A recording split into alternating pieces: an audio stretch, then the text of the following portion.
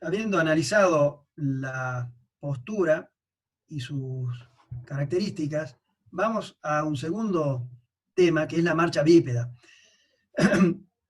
Piensen ustedes la importancia que tiene la marcha en cuanto a la libertad de desplazamiento que tenemos los seres humanos, y piensen ustedes en la evolución del hombre, la importancia que tuvo la marcha, que le permitió al hombre poblar todo el planeta, a partir de que se bajó de los árboles y empezó a caminar y a recorrer distintos tipos de territorios y adaptarse a todo tipo de territorios, pero movidos sobre sus pies. Entonces, vamos a estudiar ahora cómo podemos describir la marcha humana. En esta materia es importante eso, que ustedes tomen las palabras para poder describir lo que ven. ¿Qué es la marcha? A grosso modo podemos decir que la marcha es una sucesión de pasos. Un paso son aquellas acciones y movimientos que se producen entre el choque del talón de un pie y el choque del talón del pie contralateral. Eso es lo que todos conocemos. Pero también podemos pensar que la marcha es una continua pérdida y recuperación del equilibrio hacia adelante. Para poner definiciones simples, es una continua pérdida y recuperación del equilibrio hacia adelante. Gonzalo ya lo dijo dos veces, y de forma constante y cíclica. Ya lo dijiste hace rato, que el hombre tiende a caer hacia adelante. Bueno, la marcha es una constante caída y recuperación del equilibrio hacia adelante. ¿Qué es un ciclo de la marcha? ¿Cómo se estudia la marcha? Vamos a ver esta definición de ciclo de la marcha y después vamos a analizar en un gráfico cómo se realiza este ciclo de manera esquemática. Ahora vamos a la definición del ciclo de la marcha. En la marcha, un miembro proporciona soporte, estabilidad y propulsión, mientras que el otro avanza hacia adelante y los roles se invierten de manera cíclica. Esto lo podemos pensar cuando hacemos un paso con el pie izquierdo, con el pie derecho, se van alternando. Mientras uno está apoyado en el suelo, dando estabilidad, porque nos podemos sostener sobre un pie, luego ese pie propulsa o finaliza en una propulsión hacia adelante del centro de masa, mientras que el otro estaba avanzando para hacer el contacto con el suelo. Y que la transferencia del peso corporal de un lado al otro se realiza cuando los dos pies están en contacto con el suelo. O sea, realmente en la marcha hay una característica fundamental, que es que siempre hay un pie en contacto con el suelo. Esto lo va a diferenciar de la carrera, ¿no? El ciclo completo de la zancada, de la marcha, perdón, o zancada, puede definirse como la secuencia de acontecimientos que se producen entre dos contactos sucesivos del mismo pie con el suelo, tomando como referencia el talón. Entonces, un paso comienza cuando adelanto un pie y hago contacto con el talón en el suelo. Ahí se empieza a medir un paso. Profe, entonces el ciclo de la marcha va a ser la unidad de análisis, en donde nosotros vamos a describir qué es lo que pasa en las determinadas fases de este ciclo. Tal cual. La unidad de análisis es el ciclo de la marcha, donde podemos incluir dos pasos, uno del pie izquierdo, uno del pie derecho. ¿Por qué? Y porque los pasos podrían no ser iguales. Y el ciclo se completa cuando hice uno de cada pie, Claro. tal como dice acá. Es decir, un pie pasó por la fase de apoyo y de balanceo al mismo tiempo. En ese sentido, profe, hay que destacar, digamos, que el ciclo de la marcha comprende básicamente dos fases bien diferenciadas. Una fase de apoyo doble y una fase de apoyo simple. Y otra fase que es la fase de balanceo o oscilación, que va a coincidir o va a suceder simultáneamente cuando un pie está en un apoyo simple mientras el otro se está balanceando. Tal cual. Acá lo podemos resumir. Acá podemos resumir la fase de la marcha. Tenemos la fase de apoyo, en la cual el 60% del ciclo, esto si lo midiéramos en tiempo, el pie está en contacto con el suelo. Y el otro 40% del tiempo el pie está en oscilación o balanceo, es decir, despegó del piso. Acá es la fase de oscilación desde que despega el dedo gordo del pie hasta que el talón va a volver a contactar con el suelo. Entonces podemos decir que hay una fase de balanceo posterior, una media y una anterior, dependiendo de en qué posición se encuentra el pie en la fase de vuelo, de balanceo, perdón. Mientras que en la fase de apoyo tenemos una fase de contacto inicial, donde el talón entra en contacto con el suelo, el pie desciende, toma contacto toda la planta del pie con el suelo, es la fase de apoyo, y luego viene la fase propulsiva de despegue de los dedos del pie, donde el pie pierde el contacto con el suelo. Lo vemos acá. Acá tenemos el esqueleto, acá arriba, realizando la caminata. Acá tenemos un gráfico, acá está el 0% del ciclo, el 50% del ciclo y el 100% de un ciclo. Ahí se puede ver clarito, profe, las diferentes fases de la marcha, y es importante, y facilita el análisis, digamos, si tomamos un pie de referencia, es decir, vamos a describir qué pasa con el pie derecho, por ejemplo. Claro, veamos el pie derecho acá. El pie de apoyo, ¿cómo comienza un paso? Lo dijimos. Un paso comienza con el contacto inicial del talón en el piso. Acá arranca el ciclo. Y ahí sería una fase de apoyo doble, donde los dos pies están en contacto con el suelo. Claro, acá estamos hablando que partimos de una fase de apoyo bipodal, donde en principio están los dos pies en contacto con el suelo y despega, el pie izquierdo despega del piso y el pie derecho es el que recibe todo el peso corporal. Y una vez que se despega el pie izquierdo, comenzaría la fase de apoyo simple o monopodal del pie que estamos analizando, mientras que el pie contralateral empieza su fase de balanceo. Claro, acá tienen la fase de oscilación del pie izquierdo, justamente acá donde despega el pie izquierdo, y acá tenemos el pie derecho completamente apoyado en la fase de apoyo monopodal, o sea, vamos apoyando solo el pie derecho, hasta que finaliza la fase de oscilación del pie izquierdo, y acá el pie izquierdo empieza el contacto inicial con el suelo. En esta etapa, otra vez tenemos el doble apoyo. Acá. Un 10% del ciclo es de doble apoyo. En este momento continúa el desplazamiento del centro de masa hacia adelante y el peso se traslada hacia el pie izquierdo. Ahora el pie derecho quedó atrás. Y acá empieza la fase de vuelo, cuando despega el pie derecho del suelo, pasa a la fase de oscilación o de balanceo, perdón, del pie derecho. Completando la zancada, completando el ciclo de la marcha cuando el pie derecho hizo contacto con el suelo nuevamente. Esto es lo que se conoce como ciclo de la marcha. Esto es el ciclo de la marcha. Y acá hicimos un paso izquierdo y un paso derecho. Por eso les decía que el ciclo se completa con dos pasos. Bien, continuemos. ¿Qué características analizamos de la marcha? Acá le vamos a agregar algunos otros datos importantes. Una es la longitud de la zancada, que sería la longitud que generamos desde el contacto inicial del talón del pie derecho hasta el contacto inicial del talón del pie derecho, que incluía dos pasos. Otra es la longitud del paso, porque podrían ser pasos asimétricos, un paso más corto que el otro. Y otro aspecto es la frecuencia de pasos por minuto, la cadencia. Cadencia es el término que se utiliza para hablar de frecuencia de pasos por minuto. Ahora bien, hay datos interesantes que un profesor de educación física debe conocer, como es la velocidad de la marcha normal. Y en ese sentido, podemos decir que la marcha normal de un hombre promedio de 1,70 m es de unos 5 km por hora, o que nos movemos a 1,3 metros por segundo. Eso es una marcha promedio. Puede haber oscilaciones en más o en menos, pero pero esa es la velocidad promedio.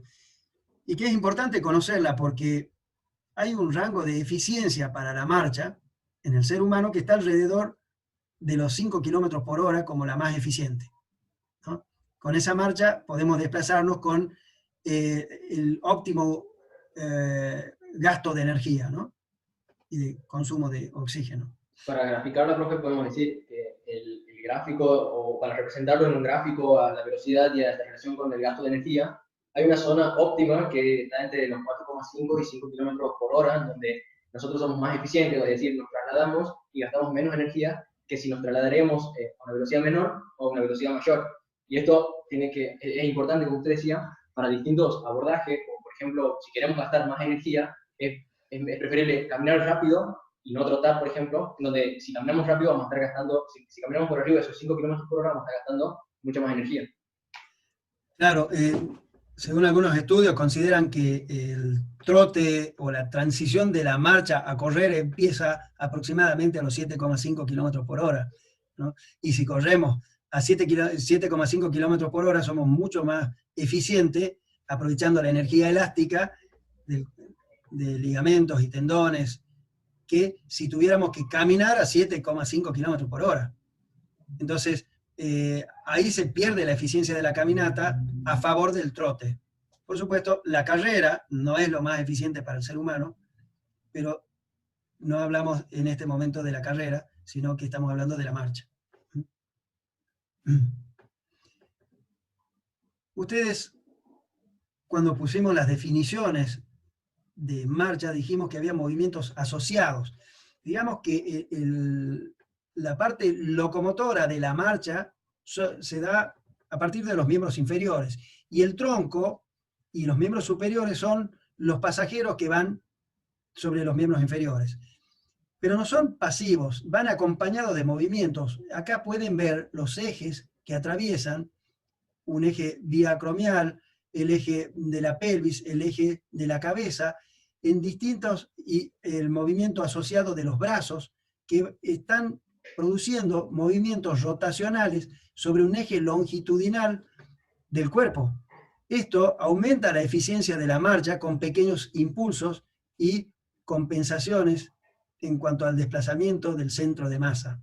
Acá se pueden ver los desplazamientos de esos planos durante el ciclo de la marcha. Esto es solo para que tengan en cuenta de que también se suman los movimientos del tronco, de los miembros y también de la cabeza.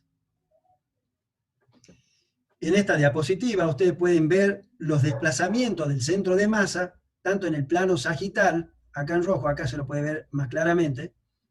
El centro de masa del cuerpo va realizando este dibujo sinusoidal con picos y valles, es decir, sube y baja, aumenta la energía potencial, pierde energía potencial, aumenta la energía potencial y la pierde. También pueden observar en este dibujo que hay un desplazamiento lateral además del centro de masa, se lo puede ver acá también, es decir, que la pelvis se desliza o se desplaza de una manera multiplanar, ¿eh? Va realizando movimientos en el plano sagital, transversal y frontal. Profe, tal vez nosotros cuando nos tratamos de imaginar a alguien caminando, esto es un poco difícil de imaginarnos de cómo el centro de masa va variando en esos movimientos multiplenares. Pero, por ejemplo, si lo llevamos a un extremo, las personas con sobrepeso, con mucho sobrepeso, en su marcha, si lo vemos desde el plano frontal, ahí podemos ver y diferenciar mejor cómo el centro de masa va de un lado hacia el otro y el recorrido es mucho más acentuado que una persona con normopeso, o sea, sin sobrepeso. Claro, en ese caso también se da el mayor desplazamiento lateral del centro de masa y una mayor oscilación de todo el tronco que acompaña al paso. Por eso ahí ya hablamos de algunas alteraciones en la marcha normal, ¿no? Dada en este caso por un excesivo sobrepeso, ¿no? Bien, esta diapositiva viene a aclarar una cuestión que nos parece importante. Si bien la rueda no existe en la naturaleza se la ingenió con las articulaciones. Las articulaciones, como ustedes vieron, lo podemos considerar centros de giro, centros de rotación. Esta sería una vista del plano sagital, es decir, una vista lateral de un esquema gráfico de las articulaciones del tobillo, de la rodilla y de la cadera, siendo esto el desplazamiento a través de un centro de masa. Y ustedes pueden ver cómo si hiciéramos centro en cada articulación, podríamos dibujar o describir una circunferencia, incluyendo el tobillo hasta el apoyo del dedo del metatarsiano y del dedo gordo del pie en el suelo. Todo describe movimientos angulares. Entonces, los movimientos que realizamos durante la marcha, vistos en el plano frontal, son la suma de movimientos angulares de flexo-extensión. Son movimientos angulares de flexo-extensión vistos en el plano frontal. No lo queremos complicar con los otros planos, pero esto sí es importante que lo conozcan. ¿En el plano frontal, profe, o en el plano sagital?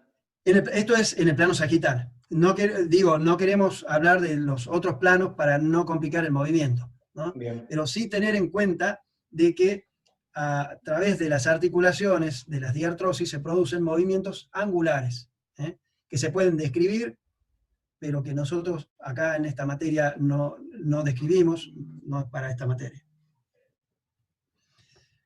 Acá se puede ver un pie en el momento del contacto inicial del suelo, en 1, el pie realiza un arco de movimiento para apoyar. Luego del talón viene el apoyo del primer metatarsiano, la cabeza distal del primer metatarsiano. Ahí hacemos apoyo de la cúpula plantar del pie.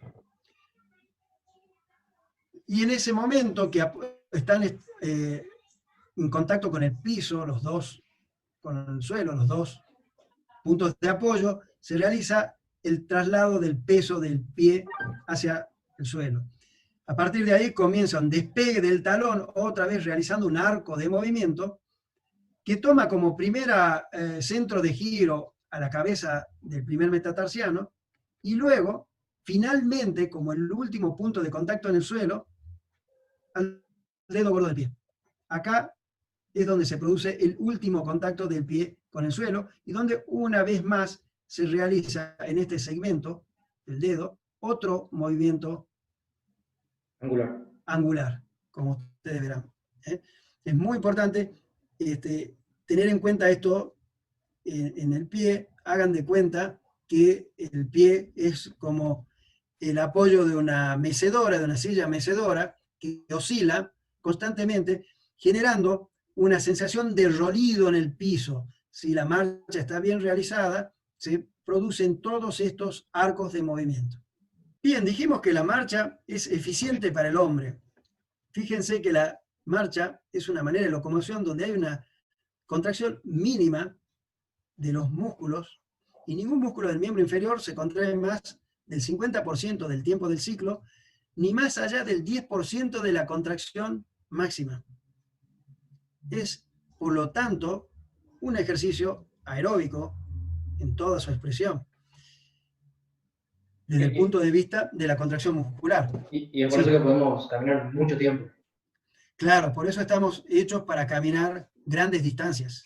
Como dije al principio, lo que le permitió al hombre poblar todo el planeta y llegar a zonas recónditas del planeta, a los desiertos, a los polos, en las montañas, en las selvas, todo en base a la marcha en un principio. Las contracciones musculares durante la marcha varían entre las contracciones excéntricas, que sirven para el frenado y controlar las aceleraciones angulares de cada articulación, y la contracción concéntrica, que en general tiene la función de iniciar los movimientos. Puede haber pequeñas contracciones isométricas, pero no se las considera importantes para la marcha. Forman parte, pero estas son las más importantes. Ahora vamos a ver, mediante estas animaciones de computadora, una mirada de cómo actuarían los músculos durante la marcha. Acá pueden ver ustedes cómo trabajan los músculos sobre cada articulación en la cadera, los flexores de cadera, el cuádriceps en la extensión de rodilla, el tibial anterior, los músculos de la cara posterior de la pierna. Acá tienen los isquiotibiales trabajando sobre todo en la flexión de la rodilla para levantar el pie. Por Y a su ejemplo, vez, profe, diga, la acción del tibial anterior nos va a permitir contactar de talón, la acción del cuádriceps crural nos va a permitir extender la rodilla y buscar hacia adelante el contacto. Como usted decía, la acción de los isquiosurales, flexionar la rodilla después del impulso que han hecho los extensores de tobillo, como el tríceps sural, para adelantar con la ayuda de los flexores de cadera, por ejemplo, para adelantar el miembro que se encontraba atrás hacia adelante, entre la flexión de cadera, y los isquiosurales flexionando la rodilla para arrastrar el pie, por ejemplo. tal cual, acá ustedes ven el cuádriceps, ya lo vemos en el siguiente video, el cuádriceps absorbiendo la carga y propulsando el centro de masa hacia arriba con la extensión de la rodilla, el glúteo mayor produciendo una contracción, impulsa también el centro de masa llevando en extensión la articulación de la cadera, y como vos decías, el tibial anterior es importante porque es el que modula, regula el apoyo del pie en el suelo. Luego del contacto inicial del talón, el tibial anterior va haciendo de freno a la caída del pie en el suelo, ¿eh? Para llegar al contacto de la cabeza del primer metatarsiano que habíamos dicho. Entonces, el tibial anterior actúa frenando el impacto. Vamos al siguiente video. Acá se puede ver más claramente cómo se ponen en color verde los músculos que están actuando. Es importante que nos vayamos imaginando, digamos, en qué momento de ese ciclo de la marcha que hemos descrito anteriormente van a trabajar los diferentes músculos. Como decíamos, en el impulso para esa extensión del tobillo, tríceps sural, en la flexión de rodilla para adelantar el pie, surales, en la extensión de cadera, en el impulso, el glúteo mayor, incluso en el apoyo monopodal podemos pensarlo al glúteo medio como estabilizador de la cadera, los aductores también. Los aductores son importantes sobre todo en el traslado del peso corporal junto con la acción de los glúteos medios. Los glúteos medios son muy importantes en la marcha y hoy por hoy, por la falta de actividad física o la hipoactividad física, o sea, nos movemos pero no de una manera suficiente para estimular nuestras funcionalidades mecánicas, musculares, los músculos glúteos medios se contraen del lado apoyado para elevar la cadera del lado contralateral y permitir el despegue completo del pie, veámoslo acá, para permitir el despegue del pie necesita de la contracción del lado del apoyo, el glúteo medio y el tensor de la fascia lata, el glúteo menor, son muy importantes para la marcha. Una debilidad del glúteo medio produce una alteración de la marcha con una caída de la pelvis contralateral y eso entorpece la marcha. Acá pueden ver la acción del glúteo mayor, de los isquiotibiales, el tríceps sural en el momento del empuje, y una vez que despega el pie, ya no está de verde porque ya no actúa en este sentido del empuje, está así de verde acá del lado contralateral, el tríceps sural, porque este es el que está propulsando el centro de masa hacia adelante junto con el glúteo. Vamos a una definición muy cortita de carrera. La carrera puede definirse como una sucesión de saltos con apoyos alternados.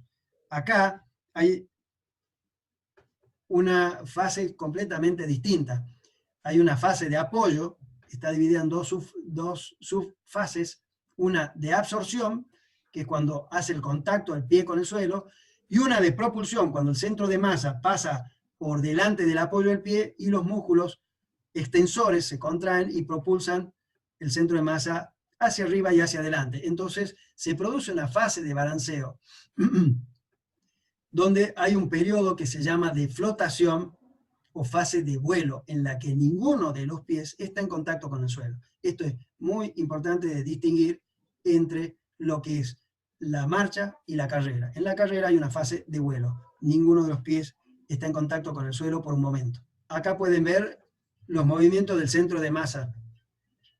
Profe, por ejemplo, ahí para diferenciar, ¿no?, que es una carrera en cinta, quien se encarga de trasladar ese centro de masa vendría a ser la energía de la cinta. Claro. Porque la cinta nos nos lleva hacia atrás y nosotros tenemos que hacer acciones musculares para evitar o para ir en dirección contraria de la cinta. Diferente es cuando corremos en el suelo, en la pista, en donde nosotros tenemos que hacer la acción para trasladar ese centro. Tal cual.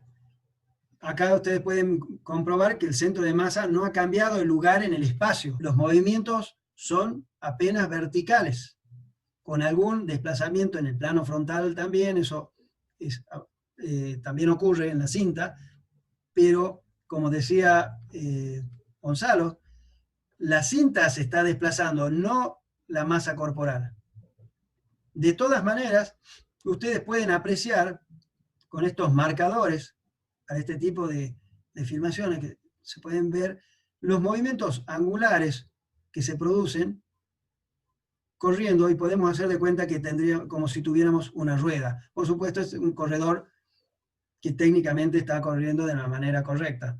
No todo el mundo corre de la manera apropiada. Hay que aprender a correr. Incluso en carreras a diferentes velocidades, hay diferencias en estos movimientos angulares de los miembros. No es lo mismo una carrera a velocidad más o menos lenta que una carrera de velocidad.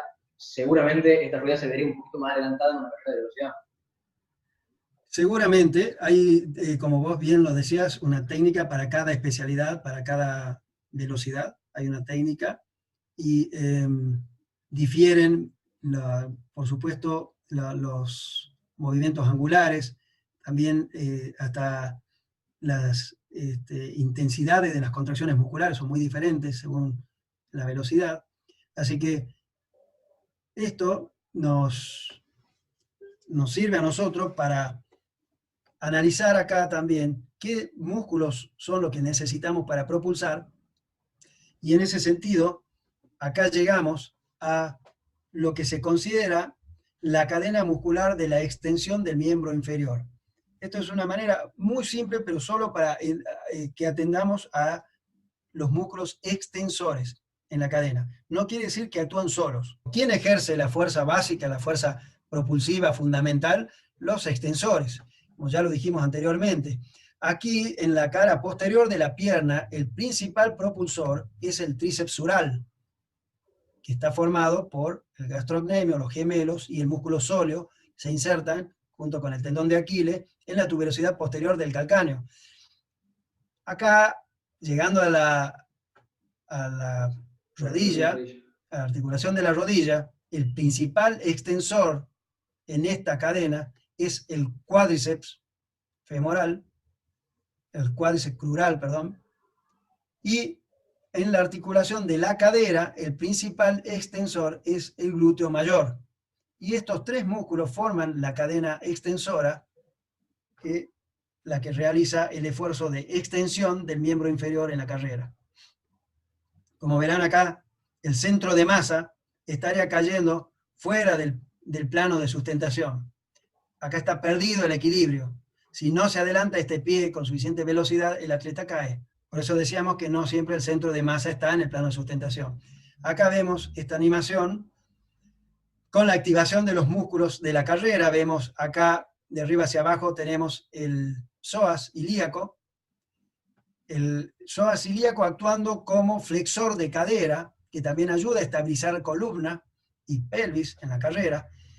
El cuádriceps, que se va a activar en la fase de apoyo. El glúteo mayor se activa en la extensión de la cadera, los isquiotibiales para la flexión de la rodilla y accesoriamente extienden la cadera. Abajo acá tenemos al gastrocnemio o el tríceps sural, perdón, actuando en la extensión del tobillo, de la articulación del tobillo. Acá inclusive pareciera ser, acá, a ver, pareciera ser un tibial anterior que estaría graficado, pero no está muy bien dibujado. Y acá los isquiotibiales actuando en la flexión de cadera y el psoas ilíaco claramente acá, desde la columna lumbar, la fosa ilíaca, hacia el trocánter menor del fémur, que también es un músculo importante en la carrera desde el punto de vista de la flexión de cadera. Lateralmente aquí sí vemos la activación del tibial anterior, que lleva el pie a la posición de contacto, las activaciones del tríceps sural, de los isquiotibiales. Finalmente tenemos el salto en largo, que consiste en impulsar el centro de masa describiendo un movimiento parabólico en el espacio. desplazándolo horizontalmente, precedido de una carrera o no. Esto si hablamos de un salto en largo, pero salto en largo o en alto siempre implica desplazar el centro de masa verticalmente, y en el caso del salto en largo buscamos una proyección más parabólica horizontal, más alargada, y en el salto en alto una proyección parabólica, pero más orientada hacia la vertical. Acá tenemos el ejemplo de las activaciones musculares en el salto en largo. Ahí tienen las activaciones de los cuádriceps, el glúteo mayor. Siempre caemos hacia la cadena extensora, el tríceps sural, glúteo y cuádriceps. Los isquiotibiales accesoriamente extienden la cadera y flexionan las rodillas. En un primer momento, profe, estas acciones musculares van a estar por las contracciones concéntricas que van a permitir esa traslación del centro de masa, ese despegue, y después en la fase de recepción del salto se van a caracterizar por unas contracciones excéntricas para frenar ese movimiento, para frenar ese descenso del centro de masa. Tal cual. En general, en estos movimientos, como decíamos, las contracciones concéntricas son las que inician el movimiento, las excéntricas lo frenan. Pero eso tomado en términos generales, ¿no? Hay otros detalles de contracciones musculares, como el ciclo de estiramiento y acortamiento, en el cual al estirar un músculo genera una potenciación de la contracción concéntrica y devuelve con mayor energía la potencia que puede generar el músculo, ¿no? Por eso también muchas veces, casi siempre para saltar, hacemos un contramovimiento. Primero bajamos Claro, para después impulsarnos. claro, con un ciclo de estiramiento, acortamiento. El estiramiento produce una mayor activación en la contracción concéntrica posterior, que genera más potencia que si iniciáramos el salto desde una posición isométrica, ¿no? Y por eso acá ustedes pueden apreciar en este video un contramovimiento. Primero va hacia abajo para ir para arriba. Ese es, a grosso modo, el contramovimiento que ustedes tienen en el video que hablábamos con el profesor. Primero va hacia abajo para saltar más lejos, para que haya una mayor activación muscular de los músculos propulsivos. Acá tienen la vista de frente, vean cómo acompaña el tronco también, cómo acompañan los psoas en el momento de la flexión de cadera, cuando despega del suelo y tiene que trasladar el miembro inferior hacia adelante. Acá, fundamentalmente importante ver la acción importante del glúteo mayor. Como conclusión, es importante comprender la importancia de la postura, la marcha, la carrera, saber describirlas y reconocer la participación de los principales segmentos corporales para integrar el conocimiento de la anatomía descriptiva y funcional. Queríamos dejarles esta conclusión a modo de perspectiva para que ustedes se interesen por incorporar el análisis de la anatomía descriptiva cuando realizan movimientos. Profe, De esta manera, sí. No, que es importante saber, como dice ahí, reconocer de que nosotros en el desempeño profesional tenemos una herramienta básica que es el cuerpo, y no conocerla, no conocer su composición, no conocer su funcionamiento, puede ser muy grave, digamos, en el desempeño profesional. Por eso es importante conocer la anatomía. Muchas veces nos preguntamos, ¿para qué nos sirve la anatomía? Bueno, para conocer cómo está compuesto nuestro cuerpo, que es nuestro medio de trabajo, digamos. Somos profesores de educación física, trabajamos el movimiento a través de nuestro cuerpo. Entonces, sería imperdonable no conocer el cuerpo y cómo funciona, y tratar de analizar desde ese aspecto del movimiento. Sí, es conocer tanto los detalles de la estructura como las posibilidades de movimiento que tiene el cuerpo, que tiene cada articulación, y la sumatoria de todas en sí mismo, ¿no? Entonces, habrá que estar siempre con un libro de anatomía al lado, porque la anatomía requiere de memoria, y la memoria se pierde con el tiempo si uno no la ejercita. Por lo tanto, es importante que tengan a mano un material donde repasar la anatomía constantemente y aplicarla cuando estén ejecutando ejercicios o cuando van al gimnasio.